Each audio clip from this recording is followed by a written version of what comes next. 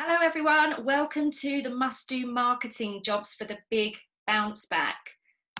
I'm Victoria Vickery, I'm the founder and managing director of All Star Marketing Club, and we exist to help business owners like you to become confident and capable in doing the marketing self-sufficiently, making sure you get absolutely fantastic results from it. So you can see a whole bunch of logos down the bottom there. I'm not going to labour the point too much here, but I just wanted you to know that you are in safe hands. So we do lots of training for companies like Hampshire Chamber, but also for Oxford Innovation, for NatWest. I'm Chartered Institute of Marketing qualified. And just to let you know, as I say, that you're in safe hands, and this is very, very sound advice that we use with thousands of business owners, and we have been working with so many business owners during these uncertain times, giving them this advice to make sure that they are able to get through this uncertain time and also come out of it bouncing back and getting fantastic results. So the biggest and best thing you're going to get from this session today is really getting clear on the key marketing and growth activities that you need to do. You need to get them done right now, because they will help you not only to sustain your business, but really to come back fighting fit, which is specifically important now in these challenging times.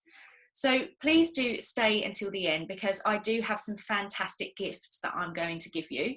I'm going to tell you all about them at the end.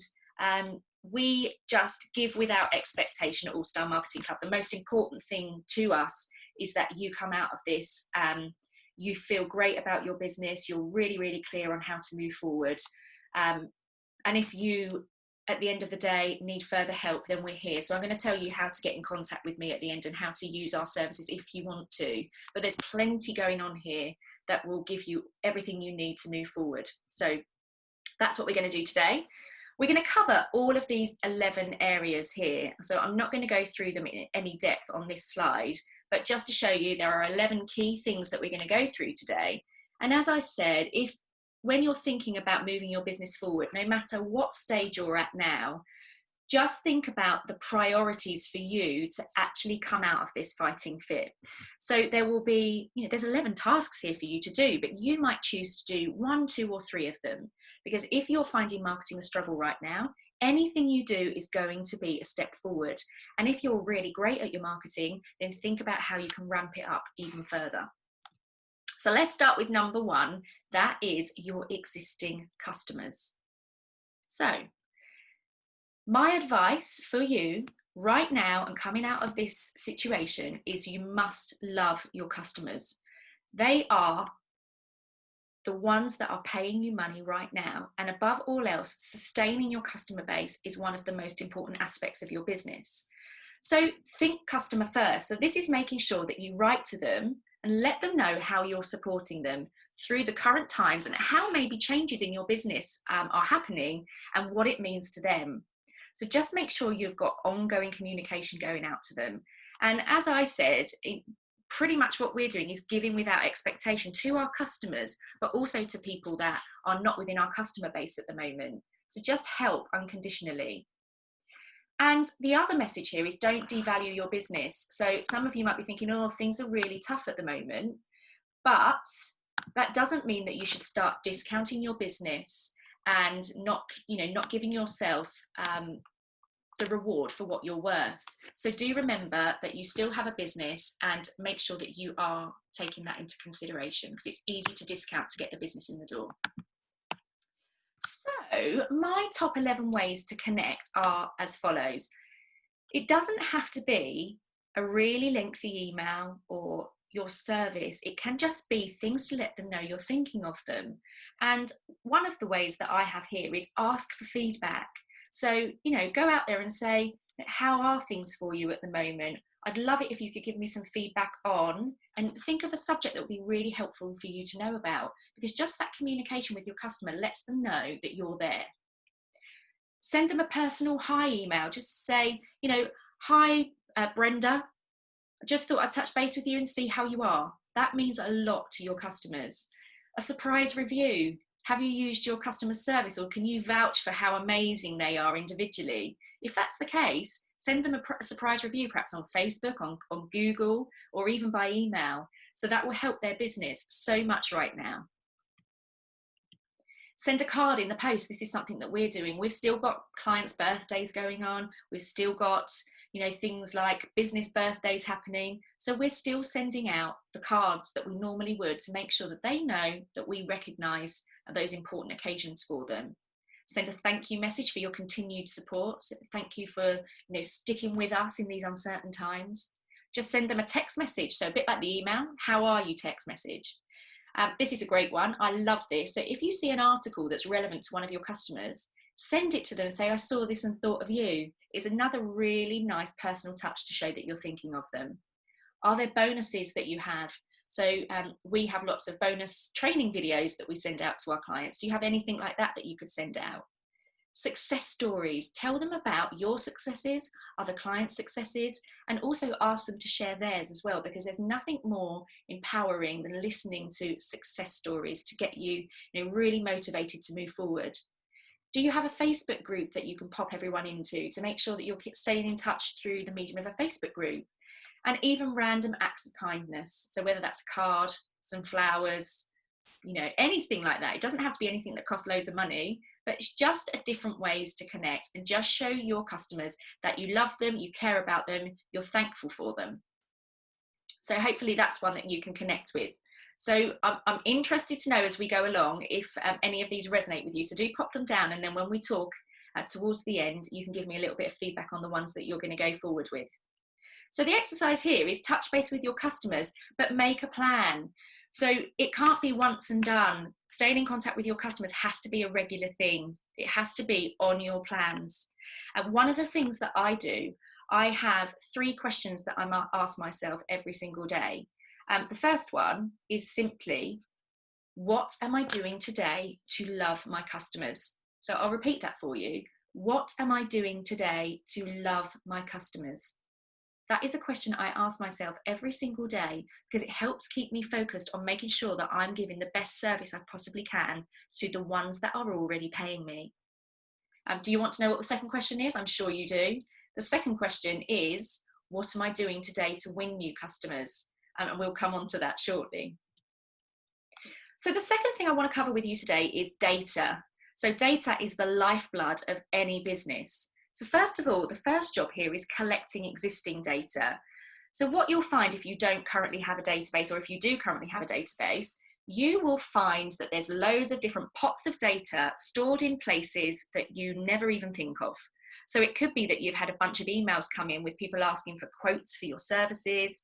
It could be that just people have inquired in general, and they're all in your email account. It's time to get them out of there and compile them into one location. It could be that you've billed people before and they're in your accounting software. Get them out and get them in a central location. How about all of those business cards that are sitting on your desk? Yes, I know you've got them. They pile up after networking events. They sit there happily. Do something with them now. Now's the time to prepare.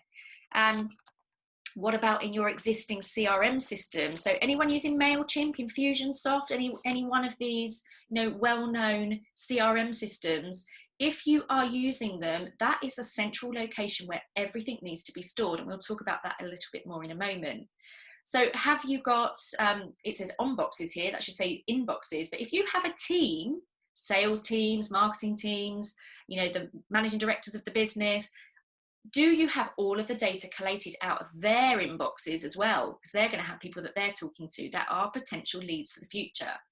And also, your sign-ups. Have you got any sign-ups to newsletters or anything like that where your data is unused? So think about all the places where your data is stored right now. As a minimum, when it comes to data, you want their first name and their email address. That is the minimum data. And, as long as you've got that, you're good. But ideally, we would like to have the last name and the telephone number. And even better than that, the full house is having the names of all the decision makers, the company address, the website. So that's all really great stuff. And of course, if you can have the job title as well, even better. So that's the kind of data that we need to be collecting.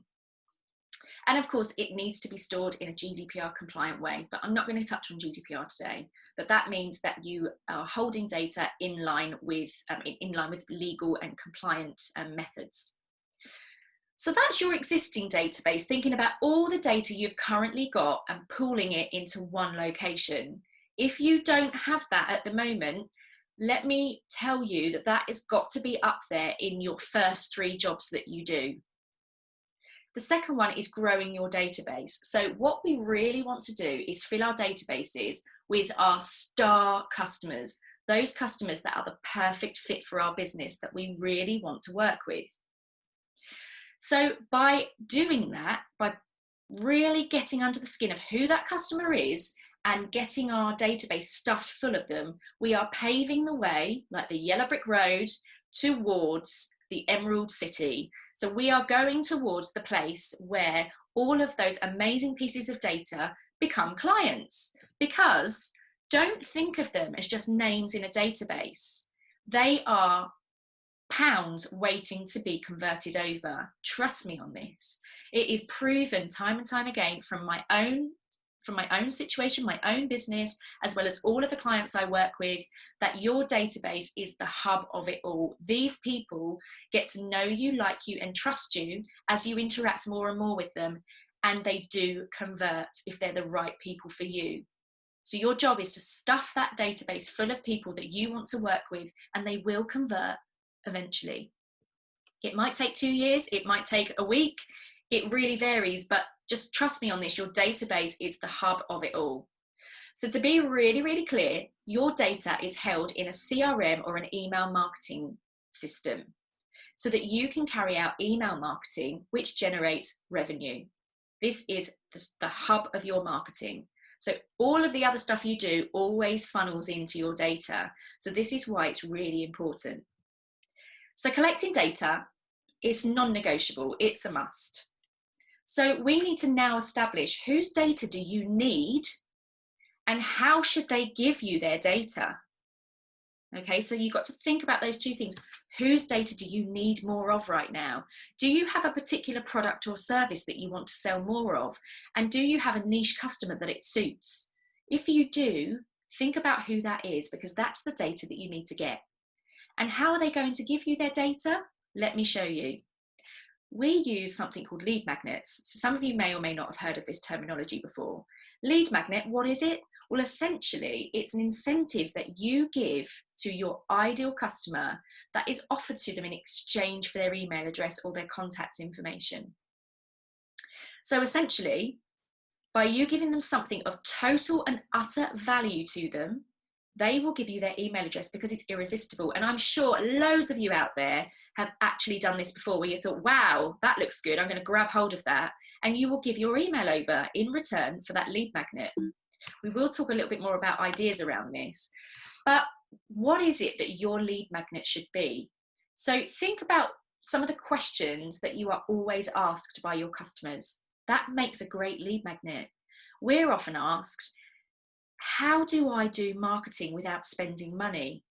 So guess what? We put out content around that because that is something that people really want to know about.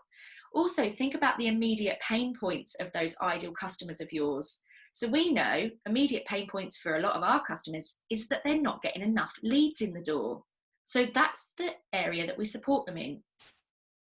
Who's their villain and how will you help defeat it? So their villain might be, just thinking, for example, say it's an accountancy firm. Now, an accountancy client, the villain might be, is coming up to tax year end and I've got to get this done. So think about who they're trying to defeat, or, you know, that problem that they have that you can help them to overcome and be their guide through it.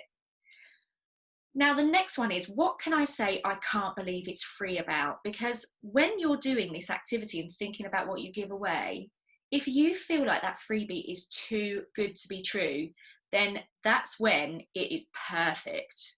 So think about that. What can you actually give away for free that just is such great value they won't believe it's free? Next of all, think about what you sell. You need to make sure that whatever your lead magnet is, there is a direct route back to the sale. Okay, because at the end of the day, you're nurturing people in order to get them to buy from you so that they can experience your incredible product or service. Think about also with lead magnets, it needs to give them instant gratification. So they need to be able to read it and consume it quickly and feel the impact. So we don't want something free that, say, for example, a 648-page guide to, I don't know, going green, because that's going to take them many, many, many days to consume, and they're just not going to get through it and won't feel the value. So it's about making sure there's instant gratification there. And also, what shows you that they are in the market for what you offer? Now, I'm going to show you some examples, and that will highlight exactly what I mean by that. But let's start by showing you what makes a good lead magnet.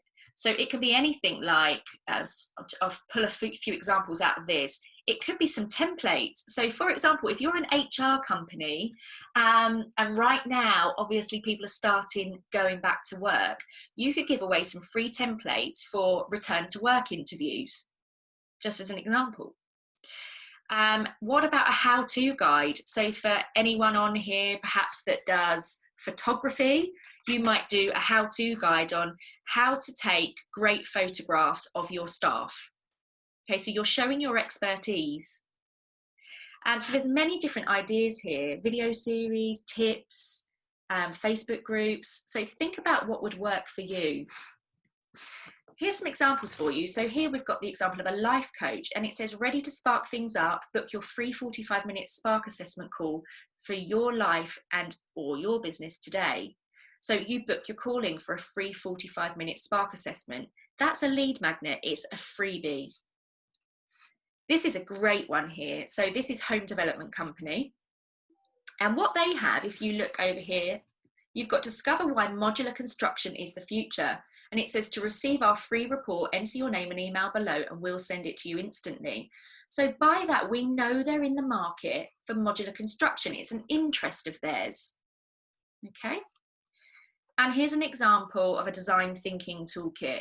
So it says a creative process that helps you design meaningful solutions in the classroom, at your school and in your community. The toolkit provides you with the instructions to explore design thinking and get toolkit now. And even better, there's a short video there. Fantastic. So it explains exactly why you should download that toolkit. And we have this one here. So we have a Facebook group called the Business Owners Lounge.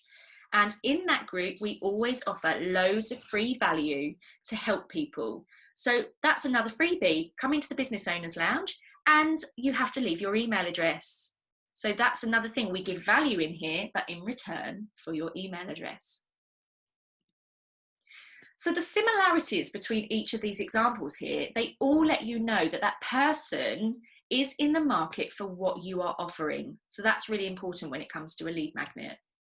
So your exercise from this section here is to collate all of your data into one place, research and capture any missing data that you don't have, make sure that it's GDPR compliant, which all of the good CRM systems will naturally do anyway.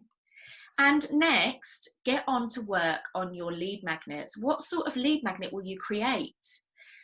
Set a target for how many lines of new data that you want to get. And last of all, create it and start pushing it out. Third section is connecting with your why. The why, as Simon Sinek says, is the purpose, cause or belief that drives every one of us. Now, this is really interesting and we start going into how the brain's structured here a little bit. So I'm keeping it simple because I'm no brain surgeon or expert around the brain, but what I do know is this plays a massive part in marketing. So we've got essentially a number of different parts to our brain, but the two I want to call out here is the limbic brain and the neocortex. The neocortex of your brain, the outside part that's shown here, that is responsible for rational decision making. It wants facts, it wants figures, it's rational, it deals in information. Now the limbic brain, that's responsible for your emotion, your emotional thinking. Now, if you were to hazard a guess, what part of the brain here, the limbic brain or the neocortex, out of those two, if you were to hazard a guess, what would be the one that is responsible for decision making?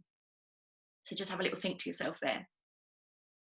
Now, I'm going to tell you that the part of the brain that is responsible for decision making is the limbic brain. The limbic brain is responsible Imagine that the emotional part of our brain is responsible for making decisions. That sounds absolutely crazy, but it's the truth. And here's the thing, your limbic brain receives information a fraction of a second before the neocortex does.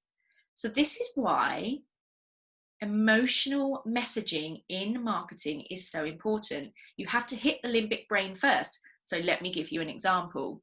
I am a sucker for shoes. I mean, what woman is not generally? But if you go into my wardrobe, I've got over 100 pairs of shoes in all different colours and styles. I love shoes. Do I need any more? No, I do not. But if I've got a brand new red dress hanging there and I go out shopping or I'm surfing online, does anyone say that these days, surfing online? Probably not. But if I'm looking online for a new pair of shoes and I see a red pair and I love them and I think, well, I've got 3 red pairs already, why do I need to buy that other red pair of shoes? Well, the fact is, because my limbic brain just can't resist them, the emotion saying, but they go so perfectly with that red dress. And then the neocortex, because it's catching up, says, yes, you're right. The fact is, we have that dress sitting there and it needs a friend. So those shoes are going into the basket and we are checking out. So you need to think about this. It's really important to recognize that when you are doing your marketing, you need to connect with emotion. And every business has got emotion, even whether your ideal customer is an IT director and you sell IT systems, because the fact is that that IT director, when he gets that system put in that you sell, he's going to feel like top dog. He's going to feel like, yes, I've saved the company money. I look great. There is emotion in it all the time. So here's what Simon Sinek says. The limbic brain, the emotional part, connects with the why. So when you're doing your marketing, it's not about what it is that you sell, the features and benefits. It's about why. It's about why they need it, why it helps them, why it overcomes all of those pain points. And also as a business, why you do what you do. Why do you do what you do? So looking at this, for you, if you have a why, you have greater fulfillment and a much stronger vision. And in terms of thinking about the audience, if you can show them the why you exist and why you're so great and why they should use you, you create relatability, intrigue, trust, and absolute buy-in. So what I'd like you to do, I'd like you to write a why blog or a LinkedIn article that shares why you do what you do and connect emotionally with those people that are likely to buy your products or services. That is your starting point, because once you nail that blog or article, you can use some of that content to really push out to your customers in your marketing exactly why you do what you do, how you help them, and exactly why you're great at overcoming their needs and their pain points. Number 4 is your value proposition. So what is a value proposition? It is how you show your value to your customers in one simple sentence.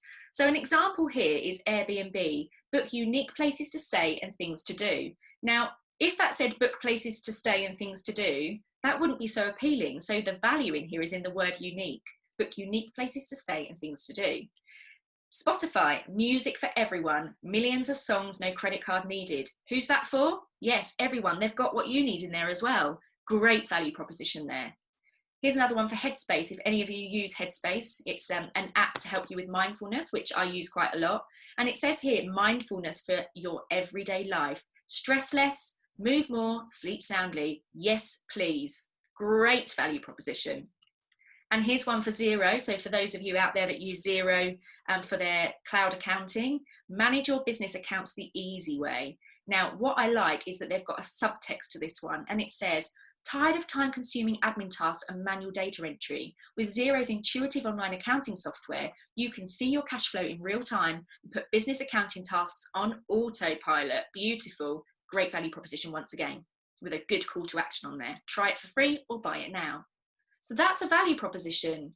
So what I'd like you to think about now is creating your value proposition. If you don't have one up front and center on your website, then that's the place to put it.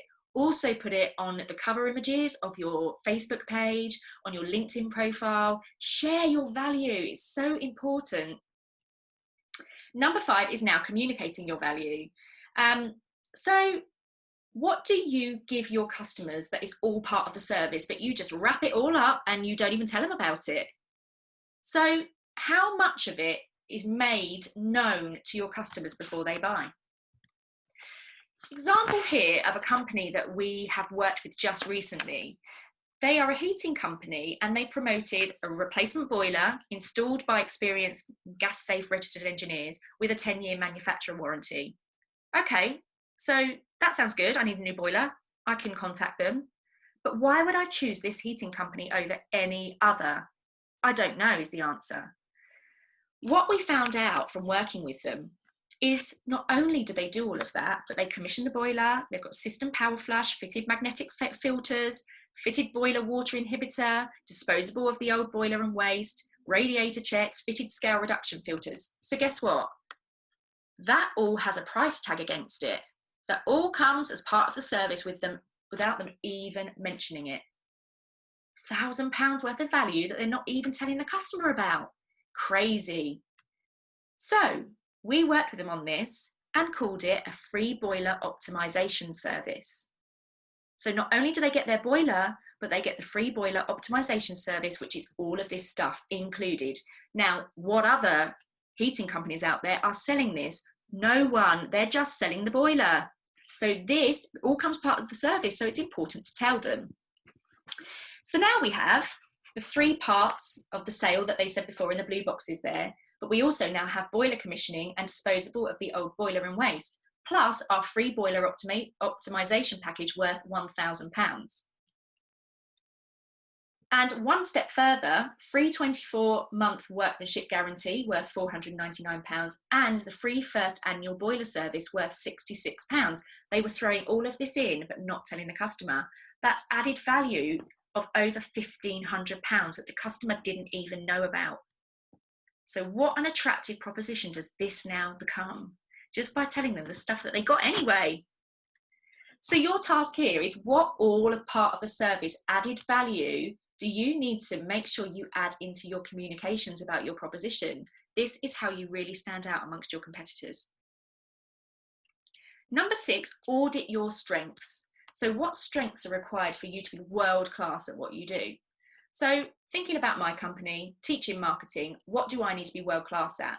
Well, I need to be world class at tried and tested marketing and business skills, being able to communicate like no one else, fast thinking application, so that I make sure that I can quickly make businesses understand how to make it work in their business, really strong leadership of my clients as well as the team, and be prepared to be tough and honest. I'm not going to tell somebody that their marketing is fabulous if it's a pile of poo.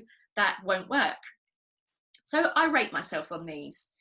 I'm pretty good at what I do, which is why I do what I do. But tried and tested marketing and business skills, there's always new stuff coming out all the time. So I'm never going to be a 10. So I've always got training going on for me and the team to make sure that we continually hone our skills and get better and better. So what about if I'm an IT services company? These are all the things that I might have, that I might need to be amazing at. But what if I'm only a 3 for knowing the product and service? What if I'm only a 6 at customer experience? Okay, so you're looking at some of those weaker areas, then you can make a plan of how to become great at those things. So this is a really important part of what you need to do. So in your company, are you great at, if you need to do sales and marketing, are you great at it? Because you need to be. So what do you need to do to ramp that up? Are you great at doing your accounts? You would need to be. So what can you do to make sure you've got the support you need? Question for you then in this exercise, what do you need to be amazing at to be world class at what you do? Give yourself a score for each. Choose where you need to increase your scores and make a plan for your self-development. Number 7 is about housekeeping. We are all short on time, aren't we? So we need to stop wasting time looking for things and spend more time doing actual work. This housekeeping helps us to avoid losing track of important assets and documents and helps you to be more productive. So think about the things in your business that will help you to become more organized. So thinking about your assets, your social media posts, videos, press releases, brand logos, brand guidelines, photographs, get them all into one location so that you can easily find them when you're looking for them. What about all your URLs and links, your PR features, blogs, meeting rooms, social media pages? Have a whole list of links that you can quickly go to so that you don't have to waste time looking for them. What about all your documents, sales plans, content ideas, marketing messages? All of that stuff should be in a central location so that you can quickly access it at all times. So your exercise here is just to get organized. If you find that you waste so much time just looking for things, you know, testimonials, oh, I think there was one in Facebook somewhere, or I think I saved that somewhere in my email. Just get used to putting them into one document and make your life easier. So just pick one thing out of there, one thing that will make your life easier, and just collate it into one place. Number 8 is valuing your time. So what we label these as at All Star Marketing Club is £10 jobs, which require a level lower of skill. This is kind of your minimum wage kind of area. This might be things like answering the telephone. It could even be chasing up invoices. It could be doing the filing. It could be dealing with some of the email queries that come into the business. You have £10 jobs, you have £100 jobs. This is where a level of skill is needed and it will generate the most revenue. So your marketing is going to sit in here, your accounts are going to sit in here, and probably most of what you do as a business to support your customers sits in this box here. And then you've got £1,000 jobs. This is highly skilled and usually only you or someone senior in your business can do it. So this for me, for example, would be writing our training courses. Now, there's team members that won't be able to do this. It takes someone that knows their stuff to write a course. So generally this falls to me. But this is the £1,000 jobs, because as soon as I've written a course, we can make lots of money as a business from it. This might also be doing presentations on stages. That's my job. I go on the stage, and Claire, my business partner, we will be the ones that will be out there on the stage and doing that kind of thing, because they are the high ticket end. So what I'd like you to think about here is when you get to a business that is at 50, 60K a year, you should no longer be doing these £10 tasks. They need to be offloaded. So you need to be focusing your time on the 100 and the £1,000 tasks. So something for you to think about is how, with the £10 tasks, you simplify them, systemize them, automate them, or just offload them all together to maybe outsource support or to someone else within your business. Okay, so that's something for you to think of. So what processes in the £10 task remit can you simplify, systemize, or automate so that you can spend more time on the 100 and the £1,000 tasks? Number 9 is evidence. So evidence are things like your case studies, reviews, your awards, accreditations. Any of this kind of thing here is evidence that shows your customer exactly why you are amazing at what you do. So this stuff needs to be in abundance. Okay, so what are you missing here? Have a little think about it. And what is it that you could develop that will really help you to tell your story? Because at the end of the day, if we're trying to get new customers into the business, they haven't tried us yet, so they don't know how great we all are. So our job is to show them by people that have gone before them and used your product and service. So what evidence and social proof do you have? So what do you have that you're not using at the moment? What do you need more of? Create that evidence library so that you've got everything you need for your marketing and you can dip into it whenever you need it. And it's really simple. Just go out to some of your customers and ask them. People want to help you. They really do. I've never, ever asked anyone for a testimonial or a case study that said no. People care and they want to help. Number 10 is your social media. So at the end, I'm going to tell you a little bit more about this, but we have a challenge called the Supercharge Your Social Media Profiles Challenge. It's free, but it's 5 videos that help you to get those silent salespeople working amazingly for you. So I want you to have a think about that, because if your social media channels, when somebody comes onto them, are not at their peak, they're not serving you well. So we go through a 5-part system, which is the A to E, looking at the attributes of your social media platforms, looking at the branding, the content, how to distinguish yourself out against the competition, and how to create engagement. So I'm going to tell you more on how to get your hands on that at the end, but that's free of charge, and you must do it because they, like I say, they're your silent salespeople. So there's a task there for you to go through that. And also social media outreach. When you're doing your social media outreach, which doesn't mean putting posts out, this means one-to-one communications through social media. You need to have an objective, a reason to talk, and some personalization. So for example, if you are sending messages through Facebook or you're sending messages through LinkedIn, this is some considerations for you. So make sure that your request is polite and professional. Include yourself and some personal information. Make sure that you have thought about your person that you're reaching out to. Know about what they've been up to, what they've been posting online, so that you can show that you have actually looked at what they're doing and you're not just in it for the sale. Offer some value. So if you've got some of those lead magnets going on, this is a great time to offer it to them.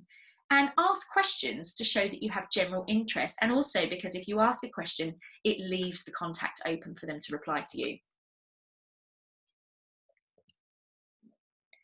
So feel free to take a snap of this with your cameras. It's just some examples of some of the messages that you might choose to use when you're reaching out and touching base with people via your social media channel. It just gives you something to use as a framework. So do take a snap of that one and perhaps use some of those messages yourself for your outreach. The exercise here, connect via message on your chosen platform to 10 people tomorrow, today, this week. Just touch base. You'll be surprised at what you get back from it. And imagine if you were to connect with 10 people every single week. In a month, you'd have over 40 people. And if they're your star clients, as you work with them and get them into your email database, they will turn into money. So imagine that, 40 contacts per month if you do 10 a week. I mean, that is just 2 a day. And very, very low amount of time spent on it for what could be amazing rewards. And number 11 is follow up with your hot leads. With this are 5 S's. So the stats are only 48% of businesses ever follow up. Only 25% of businesses will follow up twice. Only 1 in 8 follow up 3 times, and 75% of leads don't even convert. Okay, so the spotlight part here is, going back to stats, what camp are you in? Are you someone that never follows up? The spotlight part here is focus on what a meaningful action would be. Who will you contact? Be purposeful. Don't let distractions get in the way. Don't procrastinate. Be unwavering. Know that you're going to contact them and get it done. Simulate is all about mindset, because sales calls can be quite difficult. So what we want to think about here is how you can change your mindset and reframe. So instead of being afraid of rejection, think about it as cleansing your database if they say no. If you feel like if they've said no or they've said not now, think of that as a success as well, that you've just touched base, got another little bit of trust from them, and you're moving them down your marketing and sales funnel. If they say now, think of it as, okay, it's not now, but it's next time. And just think about how you reframe everything so that you feel much more confident, because it can be scary to do sales. Shape up. This is about setting your best intention for the follow-up call. What can you shape that you can give away that is valuable, if nothing else? So when I'm doing a sales call, I'm just listening. I'm just listening to see what I can help them with. And if I genuinely can't help them and they don't want anything from me, then I'll just say to them, listen, what can I help you with right now? And I'll just give some insight and some wisdom to support them. So remember, when you're making calls, it doesn't have to be about getting the sale. Just build the relationship. That's all that matters here, and help people. Because if you help people, they really appreciate it. And if they don't use you themselves, they'll certainly recommend you. And your success plan. What is the next best action I can take to move towards the sale? So that might be that you're going to call them back in a month's time. It might be, which is not ideal, but if you are going to do that, make sure they're aware that you're going to call, set that expectation. But what is it you're going to do? Are you going to drop them an email afterwards to give them your freebie? Just think about what the next best action is to move them forward, to keep them getting warmer and warmer and warmer. So your exercise here is make a list of 5 follow-ups that you will be able to call over the next week, and call them all following this process. What's stopping you? The thing that's probably stopping you from making those calls is assumption. Your ego, which is the person with the emotion, tries to keep you safe and protected. And it will be saying, oh, well, I'm not going to do that because they haven't got the money. They don't need me. It's the wrong time for them. They'll think I'm pestering them. They think we're too expensive. You come up with all of this rubbish in your mind. I know this. I've done it myself 100 million times. But the truth is that these are just assumptions. So if you assume it's an easy way out, you're shirking your responsibility, it's a little bit lazy, it will make you negative, you're stroking your ego and letting it get away with it, it's quite a bad habit. All of these reasons are what happens when we make assumptions. So let's not let that happen. Let's not let our ego get in the way, because as long as we make some kind of progress and warm people up and give them some trust, then that's great. So don't think of sales as selling, think of it as serving people and giving value. So ask yourself this question: what assumptions might I be making that are wrong? And make a list of 5 leads to follow up with in the next week.